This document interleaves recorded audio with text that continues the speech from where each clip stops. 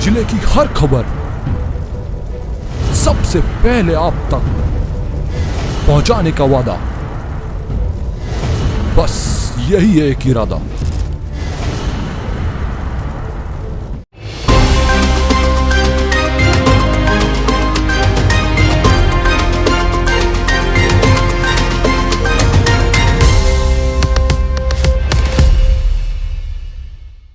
देख रहे हैं पद्मेश 24/7 कृष्णा संडे के साथ। चलिए न्यूज बुलेटिन की शुरुआत करते हैं हेडलाइन से।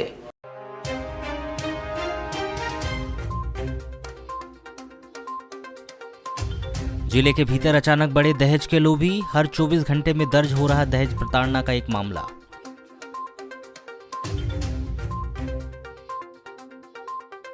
सात 7,000 अभ्यर्थियों ने हल किया एमपीपीएससी और वन सेवा की प्रारंभिक परीक्षा का पर्चा। सोमवार से शुरू हो रहा सावन मास, धार्मिक अनुष्ठान और कांवड़ यात्रा पर लगी रहेगी रोक। दीनदयाल रसोई पर नहीं थम रहा विवाद, नगर पालिका ने की वैकल्पिक व्यवस्था, महिला कर्मचारियों से करवाया रसोई का संचालन। बालाघाट सिवनी जिले में बारिश से बढ़ा वैनगंगा का जलस्तर, किनारे बसे लोगों को सता रहा बाढ़ का डर। राज्य सेवा और राज्य वन सेवा की प्रारंभिक परीक्षा की लंबे समय से तैयारी कर रहे अभ्यर्थियों ने रविवार को जिले भर में बनाए गए कुल 27 केंद्रों में एमपीपीएससी की परीक्षाएं दी। 2 चरणों में आयोजित इस परीक्षा को लेकर अभ्यर्थियों में खासा उत्साह नजर आया। जहां मध्य प्रदेश लोक सेवा आयोग इंदौर के मार्गदर्शन में अभ्यर्थियों ने प्रश्न पत्र का पर्चा हल किया। जिले के विभिन्न केंद्रों में कोविड-19 गाइडलाइन का पालन करते हुए अभ्यर्थी इस परीक्षा में प्रश्न पत्र हल करते हुए नजर आए, जहां अभ्यर्थियों ने पूरे उत्साह के साथ एमपीपीएससी की परीक्षा दी। आपको बताएं कि एमपीपीएससी परीक्षा शासन के द्वारा लगभग 2 वर्ष बाद ली गई है, जिसके चलते अभ्यर्थियों ने अपनी नाराजगी व्यक्त की, जहां उन्होंने इन परीक्षाओं का आयोजन समय समय पर होने की बात कहते हुए लंबे समय तक परीक्षा का आयोजन न होने से निरंतरता टूटने की बात कही। ये 2019 में जो एग्ज़ाम हुई थी, उसके बाद ये 2 साल बाद हम 2021 में एग्ज़ाम दे रहे हैं और ये नए सिलेबस के साथ एग्ज़ाम हुई थी, जो अभी नए वाला पैटर्न हुआ है। हाँ, नहीं जो कुछ था नया पैटर्न था, पेपर ठीक था, अच्छा था बोल सकते हैं। हाँ, जो बातें लिखी थी सिलेबस की, पेपर सिलेबस के अकॉर्डिंग ही था और क्वेश्चन थे, अच्छे क्वेश्चन थे। जैसे कि हर टाइम जो होता था उससे थोड़े से और अच्छे क्वेश्चन आए थे इस बार। पेपर अच्छा था। इसको मीडियम बोल सकते हैं, मीडियम टू हार्ड बोल सकते हैं, ईजी नहीं बोल सकते, मीडियम टू हार्ड बोल सकते हैं इसे। अब कंटिन्यूटी तो अभी लॉकडाउन के टाइम में टूटी ही थी, लेकिन फिर भी अभी जब से नोटिफिकेशन आया था उसके बाद से तैयारी रेगुलर चालू हो गई थी, तो उसके हिसाब से पेपर तैयारी के हिसाब से पेपर ठीक था। जिसने तैयारी अच्छी करा है उसके लिए पेपर ईजी था। ये एमपीपीएससी की एग्ज़ाम थी, राज्य लोक सेवा आयोग की थी, ये राज्य स्तर पर थी। एग्ज़ाम तो होना चाहिए क्योंकि भविष्य एग्ज़ाम के ऊपर डिपेंड करता है। बहुत सी जो बेरोजगार युवा लोग हैं, वो जो गवर्नमेंट नौकरी की चाह कर रहे हैं, उनके लिए एग्ज़ाम तो ज़रूर होनी चाहिए। यहाँ स्टेट फॉरेस्ट सर्विस और स्टेट सिविल सर्विस दोनों कंबाइंड एग्ज़ाम था, प्रीलिम्स था। अच्छा, कैसे क्या एग्ज़ाम रहे? एग्ज़ाम जो पहले से जो पैटर्न रहा था उससे थोड़ा सा डिफरेंट आया है, यही कह सकते हैं। यानी अच्छा, जो अपने जो पढ़ाई करते हैं, जो इसकी जो बुकें आती है उसमें उसके अनुसार आया है? नहीं, पूरा नहीं कह सकते कि उसके अनुसार आया है, पर काफ़ी कुछ आया है। पिछले एग्ज़ाम से अगर तुलना करें तो क्या टफ था या नॉर्मल था? पिछले एग्ज़ाम की तुलना में थोड़ा सा टफ है। यात्रा भत्ता की सुविधा है। अच्छा, कितने सालों बाद हुआ एग्ज़ाम? यात्रा भत्ता का पहला जो इसके पहले दिया जा रहा है वो 2019 में हुआ था, जनवरी में। जनजाति एवं अन्य पिछड़ा वर्ग के तकरीबन 2 परीक्षार्थी साल बाद एग्ज़ाम हो रहा है। के लिए यात्रा भत्ता है आप की लोग सुविधा इससे? अभी कोरोना के राज्य सरकार कारण रुक गई थी एग्जाम में सब तारीख। आयोग द्वारा की गई ये है। थोड़ा सा ठीक भी नहीं है हम स्टूडेंट्स के लिए भी, जो बेरोजगार हैं बेसिकली उनके लिए एग्ज़ाम अगर रेगुलर होती रहती है तो मोटिवेशन बना रहता है। सर सभी लेवल के सब जितने पूछा सिलेबस दिया गया था उसी के अकॉर्डिंग पेपर आया था। कब से तैयारी कर रहे थे? सर मैं 3 साल हो गए हैं। 2-3 साल हो गए। हाँ। और अभी 2 सालों से एग्ज़ाम ही नहीं हो रही थी। सर तो ये मेरा दूसरा अटेम्प्ट है। तो क्या क्या लग रहा था, कंटिन्यूटी टूटी या बनी रही? सर कंटिन्यूटी है, पर ऐसा है कि इतने मतलब रेगुलरिटी रहने से अच्छा रहता है। अगर रेगुलरिटी नहीं है तो एग्ज़ाम अच्छी नहीं रहती। अच्छा, जैसे 4 महीने बाद दूसरे सर सिलेबस के अकाउंट से करंट भी पूछा था और सभी चीज़ को इन्वॉल्व किया था। सर जैसे पूछा था 2020 अभी फेब का पूछा था, 2021 का एक क्वेश्चन पूछा था। यहाँ परीक्षा 2 पालियों में आयोजित की गई। इस परीक्षा में 10,264 अभ्यर्थियों में से पहली पाली में 7,792 अभ्यर्थियों ने अपनी उपस्थिति दर्ज कराकर प्रश्न पत्र हल किया। वहीं पहली पाली में आयोजित की गई इस परीक्षा में 2,472 अभ्यर्थी अनुपस्थित रहे। वहीं अनुपस्थित अभ्यर्थियों का यह आंकड़ा दूसरी पाली में और अधिक बढ़ गया, जहां दूसरी पाली में आयोजित इस परीक्षा में 10,264 अभ्यर्थियों में से 7,756 अभ्यर्थियों ने प्रश्न पत्र हल किया, जबकि दूसरी पाली में आयोजित इस परीक्षा में 2,508 अभ्यर्थी अनुपस्थित रहे। इसी तरह 2 वर्ष बाद आयोजित एमपीपीएससी की इस परीक्षा में 2,500 से अधिक विद्यार्थियों ने अपनी उपस्थिति दर्ज नहीं कराई। वहीं कोविड संक्रमित अभ्यर्थियों के लिए बनाए गए दोनों परीक्षा केंद्रों में कोई भी अभ्यर्थी उपस्थित नहीं हुआ, यानी किसी भी कोविड संक्रमित अभ्यर्थी ने एमपीपीएससी की परीक्षा नहीं दी। वारासुनी रोड आरटीओ कार्यालय के पास 2 मोटरसाइकिल आपस में टकराने से दोनों मोटरसाइकिल में सवार 4 युवक घायल हो गए। चारों घायल युवक अमोल बागड़े 35 वर्ष, कुणाल गजबिये 24 वर्ष, दोनों ग्राम कोचेवाई वारासुनी, और इंद्रजीत बसेने 25 वर्ष, ग्राम कोसमी बालाघाट, निखिल इल्लारे ग्राम भटेरा चौकी बालाघाट निवासी है, जिन्हें जिला अस्पताल में भर्ती किया गया है। जानकारी के अनुसार 25 जुलाई को 5 बजे अमोल बागड़े अपने साथी कुणाल गजबिये के साथ बालाघाट में पीएससी की परीक्षा देकर दोनों मोटरसाइकिल से बालाघाट से अपने घर कोचेवाई जाने निकले थे। वहीं इंद्रजीत बशेने और निखिल इल्लारे दोनों बुलेट मोटरसाइकिल में कटंगी से बालाघाट की ओर आ रहे थे। वारासुनी रोड आरटीओ ऑफिस के पास एक 4 व्हीलर वाहन से ओवरटेक करने के दौरान बुलेट मोटरसाइकिल सामने से आ रही मोटरसाइकिल से टकरा गई। दोनों मोटरसाइकिल आपस में टकराने से दोनों मोटरसाइकिल में सवार 4 युवक घायल हो गए।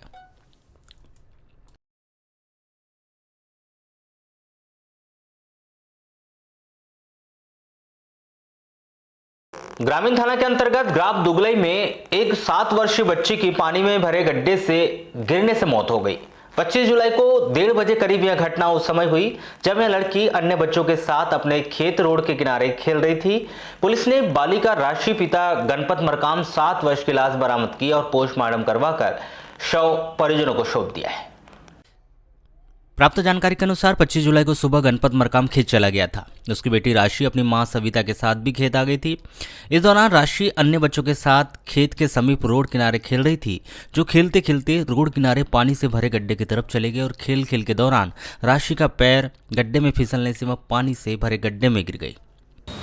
घटना उसमें एक गड्ढा है, वहाँ खेलते खेलते वो चली गई, गिर गई। कहाँ की बात है ये? वो तालाब के पास। तो किनके साथ में गई थी? मम्मी के साथ गई थी। क्यों? पता चालू है तो लगाने गई। उधर खेलते वही बच्चे के साथ। अच्छा, कितने बजे घटना है ये? 1:30 बजे। तो उस समय किसी ने देखा नहीं कि बच्ची डूब रही है गड्ढे में, गिरी है? सर वही अब रहे होंगे लड़के बच्चे, उन्हीं ने आवाज़ दी होंगे गिर गई तो फिर दौड़े सब। घटनाक्रम यह है कि फ़ोन द्वारा मेरे को सूचना मिली कि ग्राम दुगलई में एक बच्ची पानी में डूब के मर गई है। तो फिर मैं कहीं गाँव गोंगलई चला गया था जांच में, तो वहाँ से फिर थाना आया। थाना से टीआई साहब के साथ में फिर घटनास्थल गए, जा कर के देखे तो 100 डायल पहुँची थी और जो बच्ची डूबी थी वो उसको बाहर निकाल लिया गया था। उस बच्ची का नाम है राशि, उसके पिता का नाम है गणपत मरकाम, जाति गोंड, बच्ची की उम्र है 7 वर्ष, निवासी वार्ड नंबर 19 दुगलई के रहने वाली बच्ची है। तो मैंने उनके परिजनों से पूछा कि भाई उस बच्ची की डेथ कैसे हुई है, तो उन लोगों ने बताया कि बच्ची अपनी माँ के साथ में खेत गई थी और उधर खेत में वो पराहा लगा रही थी। बच्ची फिर वहाँ से इधर आई तो बच्चों के हाथ में खेलते खेलते वो पानी में स्लिप गिर गई होगी। तो बच्चों ने आवाज़ लगाई कि बच्ची डूब गई है ना, ऐसा उन्होंने बताया। अच्छा, जिसकी जाँच मैं कर रहा हूँ। अच्छा, गड्ढा कैसे हुआ, क्या हुआ? गड्ढा था, एक वहाँ खुदा हुआ गड्ढा था, करीबन गड्ढा रहा होगा, तो उस गड्ढे में पानी भरा हुआ था, है ना। तो वहाँ बाजू में ईंटें वीटें लगे हैं, पता नहीं किसके हैं, तो उस गड्ढे में स्लिप होकर गिर गई है, ऐसा बता रहे थे। पहाड़ी क्षेत्रों में अच्छी बारिश होने के कारण मनगंगा नदी में जलस्तर बढ़ते ही रविवार को शहरवासियों का दिन भर नदी के जलस्तर को देखने का सिलसिला जारी रहा। इस दौरान युवाओं का नदी किनारे पहुंचकर सेल्फी लेने का शौक लगातार घटनाओं को आमंत्रण देता हुआ दिखाई दिया। आपको बताया कि शहर के वनगंगा नदी स्थित ब्रिटिश कालीन छोटे पुल में कई बार पूर्व में घटनाएं भी हो चुकी है। उसके बावजूद भी लोग छोटे पुल के किनारे खड़े होकर सेल्फी लेते देखा जा सकता है। यही नहीं, नदी में बाढ़ होने के बाद भी कई लोग यहाँ तक कि बच्चे भी साइकिल पर बिठाकर छोटा पुल पार करते हैं, जबकि बाढ़ के दौरान छोटा पुल करना काफ़ी खतरनाक होता है। शासन प्रशासन के द्वारा हर वर्ष बाढ़ आपदा की बैठक के दौरान ऐसे स्थलों पर सुरक्षाकर्मी तैनात रखने के निर्देश तो दिए जाते हैं, लेकिन वैनगंगा नदी जैसे स्पॉट पर जहां पर कि लोग बाढ़ आने की स्थिति में बाढ़ देखने के लिए पहुंचते ही है, ऐसी जगह में सुरक्षाकर्मी की तैनाती नहीं देखी गई।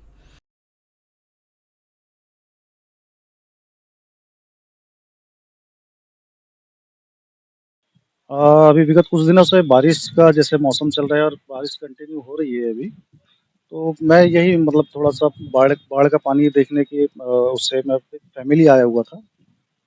एक्चुअली यहाँ प्रशासन को कुछ ऐसी सुविधाएं मुहैया करवाना चाहिए, जैसे कि अभी आप देख रहे हैं कि बाढ़ का पानी मतलब काफ़ी कुछ हद तक है, बहुत ज़्यादा है और साथ में छोटे बच्चे हैं, तो ये हो सकता है कभी कुछ दुर्घटना ना हो, इसके लिए यहाँ सुरक्षा की दृष्टि से कुछ लोगों को यहाँ तैनात करना चाहिए। कुछ कुछ नगर पालिका की ओर से, कुछ पुलिस प्रशासन की ओर से, ये मतलब आवश्यक है यहाँ के लिए। अभी लोग एंजॉय करने के हिसाब से अपनी फैमिली को सेल्फी लेने के हिसाब से नदी के किनारे आ जाते हैं लोग। यहाँ पे पुलिस प्रशासन का एक हाथ का रहना, जैसा पानी बढ़ता है उसके हिसाब से रहना बहुत जरूरी है उन लोगों का। किनारे पे जाके सेल्फी ले रहे हैं, कोई घूम रहे हैं, साइकिल से आवाज आ रही है, सभी तरफ का यानी कि लोगों का इस तरफ आना जाना लगा रहता है, उससे बहुत ज्यादा खतरा है। एक किसी भी जवाबदार आदमी का यहाँ तैनात रहना, हमेशा पानी बढ़ता है तो रहना बहुत जरूरी है। एक शिक्षिका ने अपने पति, ससुर और सास के विरुद्ध दहेज में 1 लाख रुपए और मोटरसाइकिल की मांग पूरी नहीं करने पर मारपीट करके घर से निकालने का आरोप लगाया है। मनीषा दोनोड़कर 33 वर्ष ग्राम देवगांव किरणापुर निवासी के द्वारा की गई रिपोर्ट पर उसके पति सुनील दोनाड़कर, ससुर रघुनाथ दोनाड़कर और सास कुंता दोनाड़कर के विरुद्ध दहेज प्रताड़ना का अपराध दर्ज कर विवेचना शुरू की है। प्राप्त जानकारी के अनुसार मनीषा का मायका ग्राम सेवती का है। 26 अप्रैल 2012 को मनीषा की शादी रीति रिवाज से ग्राम देवगांव निवासी सुनील दोनाड़कर के साथ हुई थी। इसी बीच सन 2013 में मनीषा की शिक्षिका के रूप में अनूपपुर में पोस्टिंग हुई थी। मनीषा जब भी छुट्टी में अपने ससुराल देवगांव आती, तब पति, सास और ससुर तीनों मिलकर मनीषा को अपने मायके से नई मोटरसाइकिल एवं नगद 1 लाख रुपए की मांग कर लाने और अपनी तनख्वाह का आधा पैसा देने के लिए प्रताड़ित करने लगे थे। मनीषा 19 मई 2021 से 25 जून 2021 तक अपने ससुराल में रही। तब उसके पति सुनील, सास कुंता, ससुर रघुनाथ ने तीनों ने मिलकर मनीषा के साथ मारपीट किया। मनीषा ने इस दहेज प्रताड़ना की शिकायत 24 जुलाई को पुलिस थाना किरणापुर में की थी। जिले के रूपजर थाने के उकवा पुलिस चौकी क्षेत्र के अंतर्गत आने वाले ग्राम लीलामेटा के आमाटोला में इसी ग्राम के एक व्यक्ति की कुएं में गिरने से मौत हो गई। मृतक पंकज पिता जय शंकर मस्कोले 29 वर्ष की लाश उसके घर के पीछे स्थित कुएं से बरामद की गई। जानकारी के अनुसार 23 जुलाई की शाम 5 बजे करीब पंकज की उसके घर के पास कुएं में पड़ोसियों ने लाश देखी, जो कुएं में पानी के लिए आए थे। संभावना व्यक्त की गई है कि पंकज अपने घर में अकेला था, जो कुएं से पानी निकालते समय अचानक असंतुलित होकर कुएं में गिर गया होगा, जिससे उसकी मौत हो गई। पंडित दीनदयाल रसोई योजना के संचालन को लेकर पिछले कुछ दिनों से समिति के बीच उपजा विवाद अब भी जारी है। योजना के संचालन को लेकर समिति के पदाधिकारी सदस्य अपना अपना दावा पेश कर रहे हैं। एक ओर इस योजना के संचालन कर रहे केयर टेकर दिलीप चौरसिया के द्वारा दीनदयाल रसोई का संचालन विधिवत रूप से किए जाने का दावा किया जा रहा है, तो वहीं समिति के कोषाध्यक्ष कौशल झारिया के द्वारा केयर टेकर पर अनियमितता का आरोप लगाते हुए दीनदयाल रसोई के सामने ठेला लगाकर लोगों को मुफ्त में खाना खिलाया जा रहा है। वहीं समिति के दोनों पदाधिकारियों का आरोप प्रत्यारोप का दौर जारी है, जहां दोनों पदाधिकारी एक दूसरे को गलत बताते हुए इस योजना का संचालन स्वयं किए जाने की जीत पर अड़े हुए हैं। आपको बताएं कि रसोई के संचालन को लेकर समिति के दोनों पक्षों में शनिवार को विवाद हो गया था, जहां दोनों पक्ष समिति के संचालन और विवाद को लेकर थाने पहुंच गए थे। थाना पहुंचने के बाद भी समिति का यह आपसी विवाद अब भी जारी है। वहीं सोमवार को भी यह विवाद इसी तरह बने रहने की आशंका बनी हुई। रविवार को दीनदयाल रसोई योजना केंद्र में एक अजीब नज़ारा दिखाई दिया, जहां नगर पालिका से आई 3 महिला कर्मचारियों को रसोई का संचालन करते देखा गया, जहां ना तो केयर टेकर या उसके कर्मचारी थे और ना ही समिति का कोई पदाधिकारी था। बल्कि नगर पालिका से आई 3 महिला कर्मचारी लोगों से पैसे लेने, उन्हें टोकन का वितरण करने और खाना खाने पहुंचने वाले लोगों को दाल चावल सब्जी देती नजर आई। इस विषय पर खाना खाने पहुंचे लोग सहित रसोई संचालन के लिए विभाग कर रहे दोनों पक्षों ने पद्मेश 24/7 से चर्चा के दौरान कुछ इस तरह से जानकारी दी। अच्छा, ये जो रसोई है इसके जस्ट सामने भी एक जन खाना दे रहा है। ये तो पहली बार देखा हमने आज। पहली बार देखा। जानकारी ऐसी मिल रही कि वो फ्री में बांट रहे हैं, यहाँ 10 रुपये लगते हैं। अपने को नहीं मालूम, पर आज पहली बार देखा हमने। अच्छा, ये बताइए कि वहाँ भी लोग खा रहे हैं, यहाँ पर भी खा रहे हैं, तो जैसे कि आपको जानकारी अगर मिलती कि वहाँ फ्री में बट रहा है तो आप यहाँ आएंगे क्या खाना खाने? फ्री में कैसे बांटेंगे? अब वो बांट रहे हैं तो नहीं बांट सकते ना। सरकार नहीं बांट सक रही तो वो क्या बांटेगा फ्री में? अच्छा, सरकार नहीं बांट सक रही है फ्री में, तो कोई बांट ही नहीं सकता। अच्छा, वो अगर 10 रुपये शुल्क लेके या अंत्योदय के नाम पे अगर खाना बांटता है तो आप क्या वहाँ खाना पसंद करोगे? अब ऐसा है सर, अभी अब बोल नहीं सकते अपन। दिलीप चौरसिया जी इसमें इंटरफेयर बेवजह कर रहे हैं, इस वजह से समिति स्वयं के खर्चे में चला रही है। कब मिला है आपको काम? ये नवंबर 2020 को मिला है। तो अभी तक आपने क्यों नहीं लिया इसको हैंडओवर? अभी क्या है, ले लिए थे हैंडवर्क, मगर दिलीप चौरसिया जी केयर टेकर के रूप में काम कर रहे थे नगर पालिका की तरफ से। इस वजह से हमारे द्वारा कोई ध्यान नहीं दिया जा रहा था। समिति को 23 तारीख को लेटर प्रदान हुआ था कि आपके अंत्योदय रसोई में साफ़ सफाई व्यवस्था ठीक नहीं है, राशन चोरी जा रहा है, इनकी शिकायत आ रही थी। तो समिति 24 तारीख को निरीक्षण करने आई थी। समिति के साथ 3 सदस्य और मौजूद थे। तो जो दिलीप चौरसिया जी की लड़की है श्रुति चौरसिया, उनके द्वारा बेवजह ही झूठा आरोप लगाया गया। कब से संचालन कर? जब से ये दीनदयाल अंत्योदय रसोई योजना चालू हुई तब से मेरे पास ही इसका संचालन। आपके इस काउंटर के सामने भी एक दीनदयाल अंत्योदय रसोई योजना के नाम से संचालित खाना बंटाया जा रहा है, क्या है ये मामला? यहाँ है इस अंत्योदय योजना के वहाँ है? नहीं, दीनदयाल अंत्योदय गवर्नमेंट अधिकृत रूप से आपको यहीं दिख रही है, गवर्नमेंट के रूप में भी यहीं पर है। तो जो जिस प्रकार से योजना चलती आई है वैसे ही चल रही है। अब स्वाभाविक बात है, सामने आप जो बता रहे हो हमको, मेरे को तो जानकारी नहीं, मैं तो आप मीडिया के माध्यम से मेरे को फ़ोन करे आपने बताया तो मैं देखने आया हूँ। अब भी शहर में कोई भी खड़ा हो जाएगा कहीं भी दीनदयाल अंत्योदय रसोई योजना खाना नहीं मिल रहा है तो उसके जिम्मेदार थोड़ी कोई भी कर सकता है, और उसको नगर पालिका तो दे नहीं रही है, नगर पालिका हमको दे रही है, हमारा काम चालू है। अब कोई भी खड़े हो जाए इस पर अपन हस्तक्षेप थोड़ी कर सकते हैं भाई, उनका अधिकार है। के दिन दीनदयाल रसोई योजना है ये बंद रहती है, आज चालू क्यों है? नहीं, क्या होता है संडे के दिन इस कारण से कभी काल हमेशा बंद नहीं रहती। क्या रहता है, अब लेबर जो रहते हैं 6 दिन आते हैं, खास दिन सफाई के हिसाब से हम थोड़ा बहुत कम ज़्यादा करती है, लेकिन ऐसा नियम नहीं है कि रविवार के दिन बंद नहीं रहेगा। अभी तो बंद रहेगी। हाँ, तो कभी काल ऐसा वही सफाई वफाई के कारण हमें एक दिन का रेस्ट। बालाहाट और सिवनी जिले के भीतर बीते 1 सप्ताह से हो रही लगातार बारिश की वजह से वैनगंगा नदी का जलस्तर बढ़ने की वजह से उसके किनारे रहने वाले लोगों के भीतर एक बार फिर बाढ़ का डर सताने लगा है। गर्रा पंचायत के अंतर्गत आने वाले गर्रा बस्ती वैनगंगा नदी के किनारे बसे लोगों को वैसे तो प्रशासन के द्वारा पूर्व में ही इस स्थान से हट जाने की हिदायत दी गई थी। बावजूद इसके लोग यहां पर स्थायी और अस्थायी कब्जा कर रहे हैं, लेकिन वैनगंगा के बढ़ते जलस्तर की वजह से अब उन्हें आगामी दिनों की चिंता सताने लगी है। नहीं, अभी तो कुछ नहीं सूचना दी गई है। ग्राम पंचायत वाले वैसे ही लापरवाही करते हैं, वो तो कहाँ ध्यान देते हैं। वो हम गरीबों को खुद ही करना पड़ता है। जब समय आता है, बाढ़ आती है तो खुद ही अपना कमरा खाली करो, फिर रोड पे रहो, फिर जब पानी कम चला जाता है फिर साफ सफाई करके फिर अपने रूम में आते हैं। अभी जैसे लगातार पानी बढ़ रहा है तो क्या स्थिति है अभी?